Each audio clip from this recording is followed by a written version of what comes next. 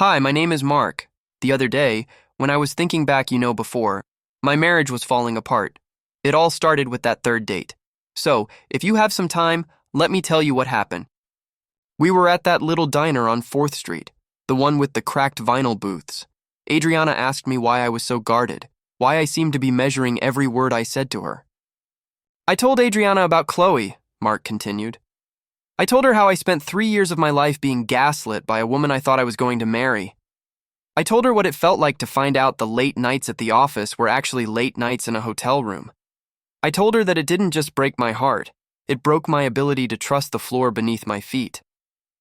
I told Adriana, if you ever feel like this isn't working, if you ever feel like you need to be with someone else, just go. I'll be hurt, but I'll respect you for the truth. But if you ever lie to me, if you ever cheat, you will never see me again. My stories are from fiction and non-fiction. If you like my stories, then please drop a comment and where you are from. So let's start the story. The Tuesday. That wasn't about 6 weeks before the cigarettes appeared. There was a rainy Tuesday. Adriana was supposed to be at a client appreciation mixer. Mark had spent the afternoon thinking about her. He knew she'd be exhausted from all the networking. She didn't get home until nearly midnight. Mark was sitting on the sofa, the flowers already in a vase on the coffee table. When she walked in, she didn't look exhausted. She looked electric. Her cheeks were flushed, her eyes were wide and darting, and she was talking a mile a minute. Oh my God, Mark, the mixer was insane. We got the bid for the downtown plaza. Everyone was celebrating. I think I had 3 glasses of champagne. I'm so buzzed. I'm so sorry I'm late. She threw herself into his lap, burying her face in his neck. She was kissing him with a frantic, desperate hunger. As he held her, that small idea flickered in the back of his mind. It wasn't a roar. It was a whisper. Why does she smell like rain and expensive leather when the mixer was inside a hotel ballroom? Why is her heart racing so fast if she's just been standing around talking? Why does this affection feel like she's trying to drown me in it so I won't ask any questions? Adriana, he murmured, trying to pull back just an inch to look at her. Slow down. Did you eat anything? I don't need food, she laughed, and the sound was brittle. I just need you. I missed you so much today. She was loving on him with an intensity that felt like a penance. She stayed awake until 3 a.m., talking about their future, about having kids, a boy and a girl, about how he was the only thing that kept her sane. Mark fell asleep thinking he was the luckiest man in the world. But he woke up at 4 a.m. to find the bed empty. She was in the bathroom, the door locked, the light peeking out from under the crack. He heard the faint tap, tap, tap of a phone screen.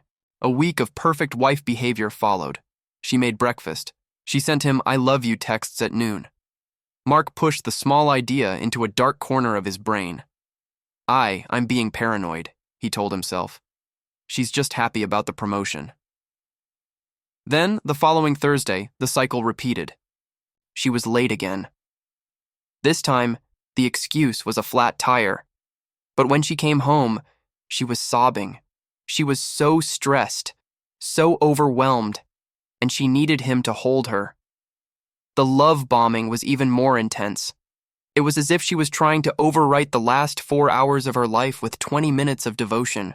Mark started to notice the pattern. The absence, a gap in time that didn't quite make sense.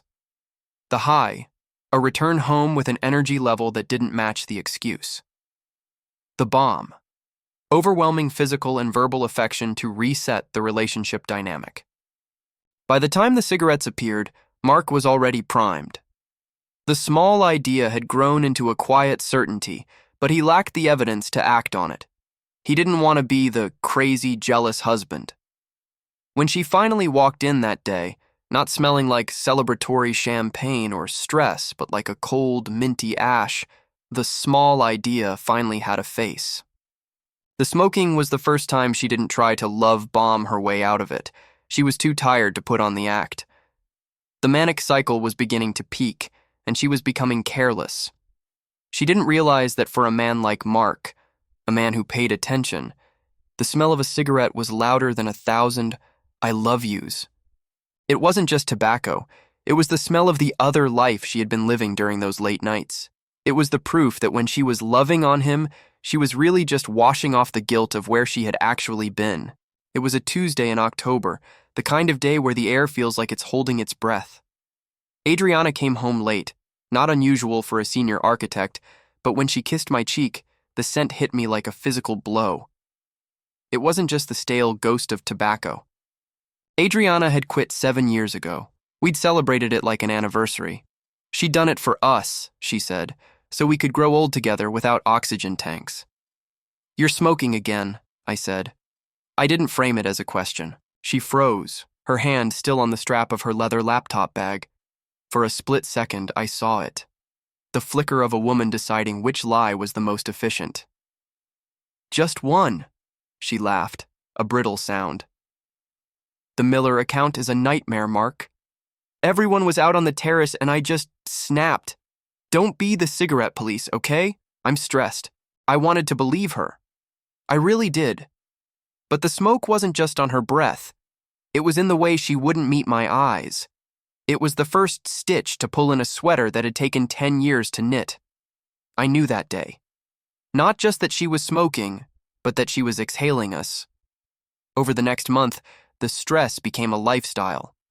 Adriana, once the person who prioritized our 7 p.m. dinners like they were sacred rites, became a ghost in our own home. The shower. She started showering the second she walked through the door, not to wash off the day, but to wash off him. The distance. When we lay in bed every night we spoon, then 6 inches of mattress between us felt like a canyon. I'm a data analyst. I deal in patterns. And the patterns were screaming.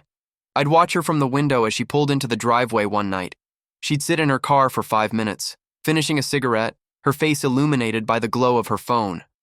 She looked younger in that light, and utterly gone. One night I found the pack. It wasn't hidden in her purse.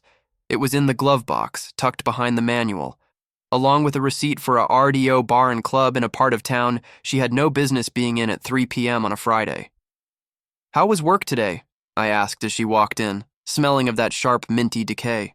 "Fine," she said, heading for the bathroom. "Exhausting. I think I'm going to go to bed early." "Adriana," I called out. She stopped. "We used to talk about everything. Now we just talk about the weather and the mortgage." She turned, her face a mask of weary tolerance. "Mark, I'm just tired. Can we not do this? I don't have the energy for a State of the Union address right now." The confrontation didn't happen in a burst of cinematic rage. It happened over a cold cup of coffee on a Saturday morning. She was going into the office again, on a Saturday. "Is he a smoker too?" I asked in a whisper. She was putting on her coat. She stopped mid-motion. "What?" "The guy," I said, my voice eerily calm. "Does he smoke the same brand? Is that why you started again? To match him?" The silence that followed was heavy, filled with the ticking of the kitchen clock. Adriana didn't deny it. She didn't scream. She just sat down at the table, still wearing her coat, and looked at me with a terrifying kind of pity. His name is... It is Bill," she whispered. The name felt like a stone. "It wasn't supposed to happen," she continued, her voice gaining a defensive edge. "But he sees me, Mark. Not the wife version of me. Not the woman who manages the grocery list and reminds you to take the trash out. Just me. And just you needs to smell like an ashtray to feel alive?" I felt the heat rising now, a slow cooker of resentment finally reaching a boil. We had a life, Adriana. 10 years. We were going to buy that place in Maine. We were talking about trying for a kid. "Maybe I don't want the place in Maine," she snapped. "Maybe I'm tired of being the person everyone expects me to be." She reached into her pocket, pulled out the pack, and lit one right there in our kitchen. It was an act of war. The smoke curled between us, a gray veil. "He makes me feel like I'm 20 again," she said, exhaling. "Before everything got so heavy." "He makes you feel like a stranger," I replied. She left that afternoon. Not for good, not yet, but she packed a bag. I sat in the living room for hours after the door closed. The house was too quiet. I went into the kitchen and saw the stray ash on the table where she'd flicked it. I didn't clean it up. I just stared at it. It's funny how the mind works. I didn't think about the infidelity first. I thought about the cigarettes. I thought about how she had sacrificed her health, her integrity, and our history for a feeling that was as fleeting as a lungful of smoke. She thought she was finding herself. I knew she was just burning the house down to keep warm for an hour. That first drag felt like a homecoming. It was a Tuesday, and the air was crisp enough to bite. I stood in the parking lot behind the office, hidden behind a concrete pillar, and let the cigarette smoke bloom in my lungs. It was disgusting. It was glorious. It was the first thing I had felt in 6 months that didn't feel like it had been filtered through Mark's kindness. Mark is perfect. I say that without a hint of sarcasm. He is the man every woman is told to want. He's patient, he's stable, he is very successful, and genuinely kind.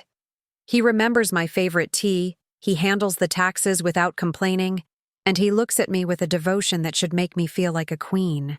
Instead, it made me feel like I was suffocating in a room filled with pillows. I didn't start smoking because I wanted a cigarette. I started because I wanted to destroy the Adriana that Mark loved.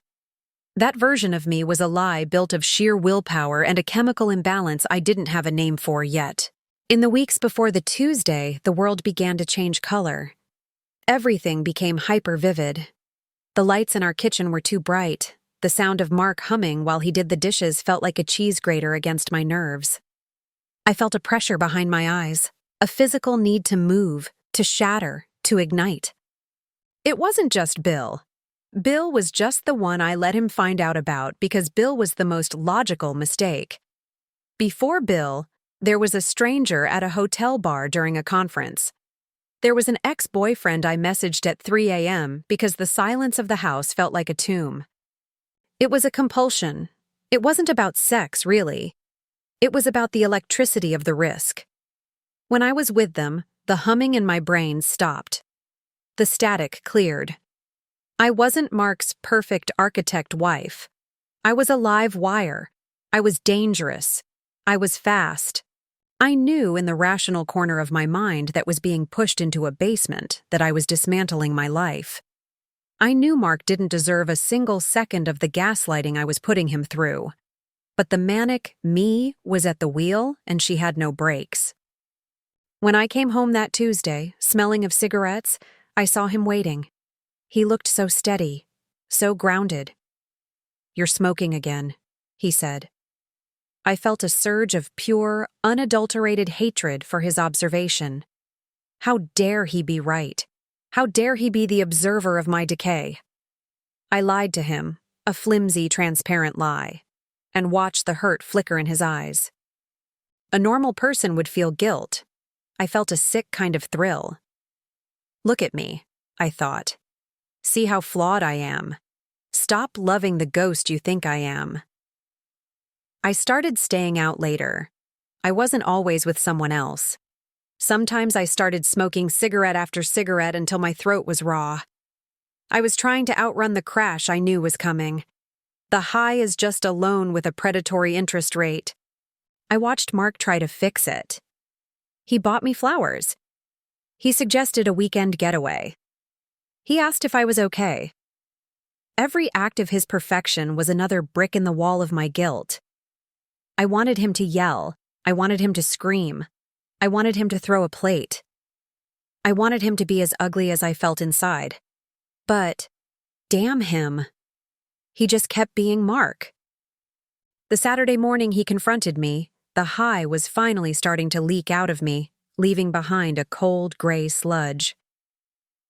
When I lit that cigarette in the kitchen, our kitchen, where we'd picked out the backsplash together and talked about names for children we would never have now, I saw the moment I lost him. I saw the light go out in his eyes. His name is. It is Bill, I said. Well, there it was. I said it. Okay, so I finally said it out loud. I gave him a name because a name is a weapon. Mark, there is a chemical storm in my head that makes me want to burn everything I touch. That sounded like an excuse, It sounded like a lie. So I gave him the other man narrative because it was a language he could understand. It gave him a reason to hate me, which was more merciful than asking him to understand a brain that had turned on itself. I feel like I am spinning out of control. When I left that afternoon, I didn't go to Bill's. I checked into a cheap motel on the edge of town.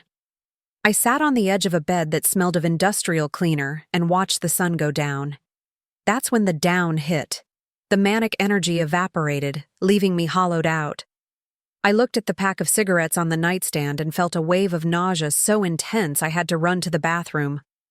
I realized then that I had traded a diamond for a handful of ash. 2 weeks later, after a panicked phone call to a sister I hadn't spoken to in months, I ended up in a doctor's office. Type 2, the doctor said, scribbling on a pad. The hypersexuality, the impulsivity, the sudden return to nicotine, these are textbook manic markers. And the crash you're feeling now, that's the debt coming due. I sat there, staring at a poster of a human brain, and realized I had nuked my entire existence because of a glitch in my neurotransmitters. I wasn't just a cheater, I was a sick woman who had used betrayal as a form of self-harm. I wanted to call Mark. I wanted to tell him about the therapy. I wanted to tell him that the smoking was just a symptom of a fire I couldn't put out. But as I looked at my phone, I saw a photo of us from a year ago. We were in the mountains. He was smiling, looking at me like I was the only thing that mattered in the world. I couldn't call him, not because I didn't love him, but because I did. Mark was perfect, and a perfect man deserves a woman whose love isn't a symptom of a disorder. I lit my last cigarette and watched the smoke disappear into the air, just like the life we'd built. I knew it was over. Not because of the men and not because of the smoke, but because I knew that even when the medicine kicked in, I would always be the woman who was capable of destroying him, and he was too good to be destroyed. The folder sat on the mahogany coffee table like a live grenade. It had been 6 months since Adriana moved out. 6 months of silence, punctuated only by the sterile back and forth of lawyers and the occasional Venmo notification for shared utilities. Then she had asked to meet. She said she had clarity. She said she had a reason. I met her at a restaurant nearby, and to be frank, I didn't know what she was expecting. I mean, she said she slept with other men, and in my book, we are done. But me being me, I will hear her out. I went in, sat down, and waited. She came in, she looked tired. May a few more pounds from stress eating? I don't know, and really, didn't care. Mark looked at the papers inside. They were clinical, cold, and devastating. Bipolar II disorder, diagnostic codes, a titration schedule for lamotrigine, clinical notes regarding hypersexuality and impulsive behavioral shifts. I read the words, but they felt like they were written in a language he no longer spoke. I was sick, Mark, Adriana whispered. She was sitting across from him, looking smaller than he remembered. Her skin was clearer. Her eyes lacked that manic, vibrating gloss they'd had in October, and she didn't smell like cigarettes. She smelled like the vanilla soap she used to use before the world broke. The doctor said the smoking, the other people, it was all part of the cycle. I wasn't in control. Mark looked up from the medical report. He didn't look angry. He looked exhausted. You want this to be the why, don't you? You want this paper to be the bridge that brings you back across the canyon. I want you to know it wasn't me, she pleaded, reaching out to touch his hand. He pulled back, not with a jerk, but with a slow, deliberate withdrawal. I love you. I've always loved you. I was just lost in the noise. We've been here before, Adriana, Mark said, his voice a flat line, not with a diagnosis, but with the lost part. And then 18 months ago, he continued, turning to face her. The guy at the gym. You told me it was just flirting, that you felt neglected because I was working late on the merger. I forgave you. I apologized to you for being busy. I took you to Hawaii. I tried to be better. I tried to be the perfect husband to fix whatever was leaking out of our marriage. Mark, please. Can we just take a breath, please? No. You listen. I read the folder. Adriana. I see the chemical explanation. And for a second, a part of me felt this massive wave of relief. It felt good to think it wasn't my fault or even yours. It was just a glitch in the hardware. Mark got up, started walking. He walked back to the table and tapped the paper. But then I realized something. Being bipolar explains why you felt the urge. It doesn't change the fact that you looked me in the eye every morning, drank the coffee I made you, and then went out and systematically dismantled my dignity. Then come home, kiss me, kiss my side of the face when being with other guys, then bring it home. A diagnosis doesn't unring the bell. Adriana stood up, her voice rising. I'm trying to take accountability. I'm on medication now. I'm in therapy. I'm finally the woman you deserve. Doesn't that mean anything? Doesn't 10 years mean more than a few months of a chemical storm? It's not just a few months, Mark said. It's the pattern. You cheated, I forgave. You strayed, I fixed. You burned it down, I rebuilt. I've spent our entire marriage being the perfect husband because I thought if I was steady enough, you wouldn't feel the need to run. But you didn't just run. You stayed and then you lied. You watched me hurt, and you used that hurt to fuel the next high. He looked at her, and for the first time, Adriana saw the finality in him. It wasn't the heat of an argument, it was the coldness of a finished book. You say you couldn't help yourself, Mark said quietly. Maybe that's true.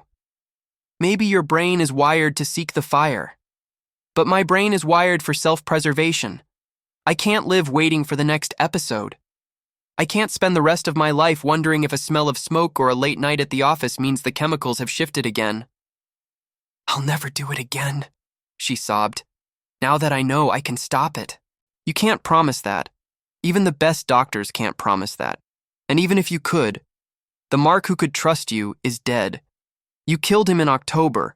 You might have been sick, but I was the one who went through the chemotherapy of your choices.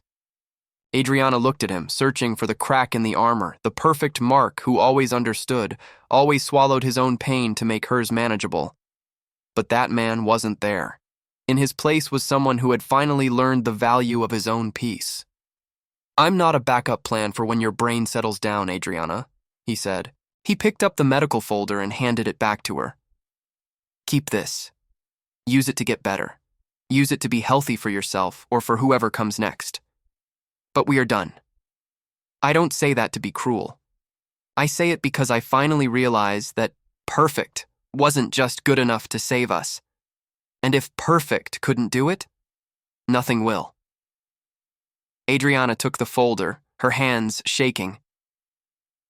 You're really just giving up on me? No, Mark said, walking her toward the door. I'm finally giving up on the idea that I can fix you. There's a difference. He opened the door for her. The afternoon sun was bright, too bright, the way Adriana hated it during her dark weeks. Goodbye, Adriana. They stepped out onto the parking lot, the weight of the diagnosis in her hand and the weight of her choices in her chest. She turned to say one last thing, but the truck door closing was the only answer she got. When Mark got home, he leaned his head against the door and closed his eyes. He didn't feel like a hero. He didn't feel perfect. He just felt quiet. And for the first time in years, the air in his house didn't smell like cigarettes. It just smelled like nothing. It smelled like a new beginning. The silence of a clean house is a sound Mark had to learn to enjoy. For a long time, it just felt like a ringing in his ears, the acoustic ghost of a life that used to be filled with Adriana's laughter, her frantic energy, and eventually the sharp, jagged edges of her lies. It had been a year since he closed the door. 2 years since the cigarettes first announced the end. Mark sat on a bench in the park, a coffee cup cooling in his hands. He watched a couple walking a golden retriever. They were laughing. He found himself analyzing them like a crime scene. Is she leaning away? Is he holding his phone too tight? Who's the one lying? He hated that the trauma had turned him into a forensic accountant of other people's joy. For a year, Mark had replayed the tapes of his marriage. He'd lived in the what-if zone for months. What if I'd noticed the bipolar symptoms sooner? What if I'd been more demanding instead of more patient? He remembered the good years, or what he thought were the good years. He'd done everything by the book. He was the husband who suggested long walks in this very park just to reconnect. He was the guy who took her to the mall on rainy Saturdays, not because he liked shopping, but because she liked the lights and the bustle, and he liked watching her face light up when he surprised her with a dress she'd only glanced at for a second. He'd been a professional listener. He'd been a provider of safety. But as the months of therapy passed, Mark realized that his perfection had been a hollow shield. He had been trying to outrun a storm with an umbrella. Every time she cheated, every time she strayed and came back with a tearful, "I don't know why I did it," he had doubled down on his goodness. He thought if he was just a little more stable, a little more loving, she would finally feel safe enough to stay. It was a bitter pill to swallow. You can't be a big enough person to fill the hole in someone else's soul. He still thought about the day she brought the folder, the bipolar defense. It was the hardest thing he'd ever done, turning her away when she finally had a reason. But the reason had come too late to save the man he used to be. The Mark who believed that love was an infinite resource was gone. The new Mark was a man of limited reserves and high walls. He'd heard through mutual friends that she was doing better. She was on her meds. She was stable. Good for her, he thought, and he actually meant it. But stay away from me. He didn't want the stable Adriana because he couldn't look at her without seeing the manic Adriana flicking ash onto his kitchen table and telling him he wasn't enough to keep her interested. The diagnosis didn't erase the memory of her skin smelling like a stranger's cologne. His friends had finally worn him down. "It's been a year, Mark. You're 35, not dead. Just go to dinner. No stakes." Her name was Sarah. She was an interior designer, funny, and, most importantly, she seemed remarkably level. They were at RDO Barn Club. Sarah was talking about a project she was working on, her eyes bright but steady. Mark found himself liking her. He liked the way she leaned in when she spoke. But then, his internal alarm went off. "I'm actually a bit of a homebody," Sarah said with a smile. "I love a good Saturday night with a book and some tea." Mark's brain immediately went to work. Is that a lie? Is she saying that because she thinks I want to hear it? What is she hiding? People who say they like tea are usually covering up a chaos I can't handle. He felt the physical sensation of his walls sliding into place. It was like a heavy iron gate dropping in his chest. He stopped listening to the story she was telling and started looking for the cracks. He looked at her phone on the table. It was face up. Good. No, wait, maybe she has two phones. "Mark," Sarah asked, her brow furrowing. Are you okay? You went somewhere else for a second." "Sorry," Mark said, forcing a smile that didn't reach his eyes. "Just a long day at the office." The perfect husband was still there, performing the role, but the man inside was a soldier in a bunker. He realized he wasn't dating Sarah. He was interviewing a suspect. After the date, he drove home in silence. He didn't turn on the radio. He just sat in his driveway, much like Adriana used to do. But he wasn't smoking. He was just breathing. He realized that he was still tied to Adriana, not by love, but by the armor he'd built to survive her. She had cheated, she had apologized, she had blamed the chemistry, and she had left him with a permanent distrust of the world. He thought about the 4,000 words of their history, the chapters of walks, gifts, and forgiveness. He had given her everything, and it had been discarded like a used cigarette. He looked at his reflection in the rearview mirror. He looked older. He looked tired. But he also looked like a man who wasn't going to be fooled again. He knew he wasn't ready for Sarah. He wasn't ready for anyone. Because as long as he was looking for Adriana's ghosts in every woman he met, he was still living in her house. He got out of the car and walked to his front door. He unlocked it, stepped inside, and felt the cool, clean air of his solitary life. It wasn't perfect. It wasn't the life he'd planned. But it was his. No lies, no smoke, no cycles. Just the silence. And for tonight, the silence was enough. For the next 6 months, Mark was a nightmare to date. He knew it, and he hated himself for it. He was hyper-vigilant. If Sarah was 10 minutes late, his heart would hammer a frantic rhythm against his ribs. If she changed her hair, he'd wonder who she was trying to impress. But Sarah was different. She didn't try to be perfect to match his performance. When he got quiet and distant, she didn't get defensive or start performing for him. She just sat with him. "Mark," she said one evening, 6 months in as they sat on his porch. I know you're waiting for the other shoe to drop. I know you're looking for the smoke. But I'm not a fire. I'm just a woman who likes your company and thinks you're a good man. You can keep the wall up as long as you need to, but I'm going to keep sitting on this side of it with you." Mark dropped his face into his hands. She put her hand into his and held it firm. That was the first crack in the iron. She wasn't trying to fix him like he had tried to fix Adriana. She was just there. Over the next 2 years, the walls didn't fall all at once. They were dismantled brick by brick. The phone test. One night, Sarah left her phone on the kitchen counter while she went to the store. Mark stared at it for 20 minutes. The old instinct to check, to verify, to find the lie, was screaming. He didn't touch it. When she came back, he told her about the urge.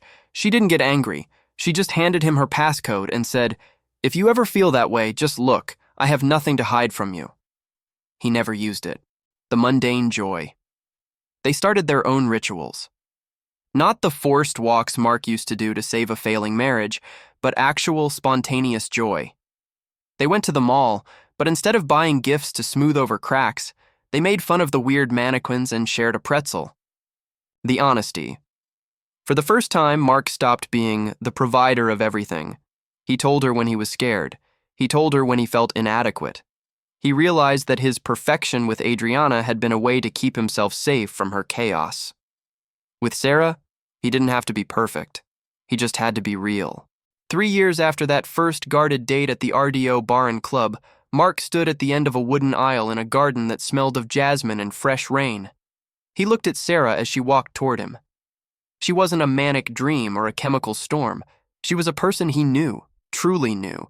He knew her morning breath, her weird obsession with true crime podcasts, and the way she handled stress with a calm, focused grace. "I used to think love was about how much you could endure," Mark said during his vows, his voice steady. "I thought it was about how many times you could forgive the same hurt. But you taught me that love isn't a test of endurance. It's a partnership of peace. Thank you for waiting for me to come out of the bunker." A few months after the wedding, Mark was at a grocery store on the other side of town when he saw a flash of blonde hair and the familiar, sharp scent of cigarettes. It was Adriana. She was standing by the floral department, looking at a bouquet of lilies. She looked healthy. She looked stable. She looked like the woman he had spent 10 years trying to save. For a split second, the old Mark, the one who wanted to check on her to see if she was okay, to play the hero, stirred in his chest. Then, he felt the weight of the gold band on his finger. He thought of Sarah at home, probably currently arguing with a new rug delivery, and he felt nothing. No anger, no longing, no what if. The medical truth of her bipolar disorder no longer felt like a tragedy he had to manage.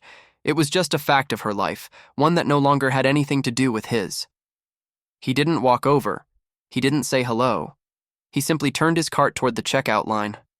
He had a life to get back to, a life built on solid ground, where the air was clear and the only things burning were the candles Sarah lit for dinner.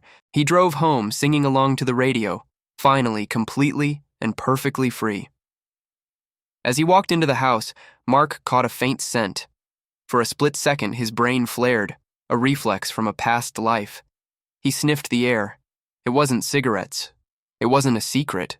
It was just the smell of rain on the pavement and the jasmine Sarah had planted by the door. He realized then that he couldn't even remember the exact brand Adriana used to smoke. The memory had lost its sharpness. The trauma had lost its teeth. He closed the front door and locked it. Not to keep the world out, but to keep his world in. The guard was gone. Mark was home. For those who are watching, some of the names were changed to protect the not so innocent, and thank you for watching. There is more stories to come. Please drop a comment of where you are from. We would love to know. And if you like this content, please subscribe and a thumbs up.